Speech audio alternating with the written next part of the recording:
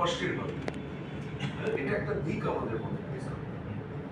তো সেটাই আমি ওখানে গিয়ে মানে এর আগে আমি ওখানে যাই তারপরে আমি ওয়েস্ট বেঙ্গল ট্যুরিজমের যে ভিডিও ছিল সেখানে দেখতাম। অনেক কিন্তু ইচ্ছা ছিল এই জায়গাটা আসবো, একটু ভিতরে দেখবো।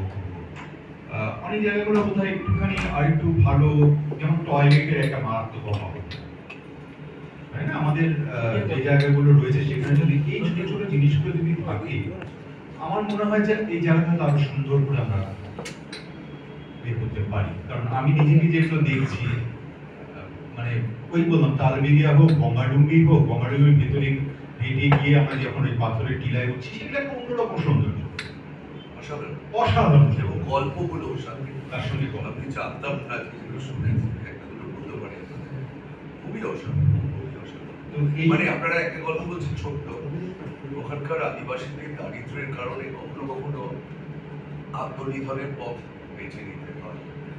তো আমরা যে টিলাটায় উঠেছিলাম ওখানে কি পুরো বলে মারাঙ্গুর, মানে ওরা মূর্তি বলেন আর কি, সেভাবে তো কিছু নেই, কারণ সাঁওতালদের তো মূর্তি পূজায় ওরা বিশ্বাস করে। তো রাখা আছে টেরাকোটার কিছু জিনিস।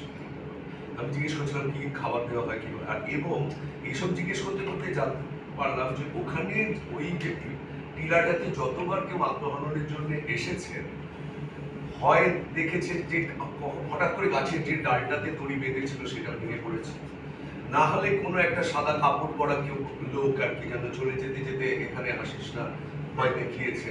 কারণ অধিকাংশ সময় সন্ধ্যে রাত্রের দিকে সবাই যায়, হয়তো লোক ঢাক ঢোল পিটিয়ে মানুষের এই নির্মম যন্ত্রণার কথা কেউ সবাই লুকাতে চায়।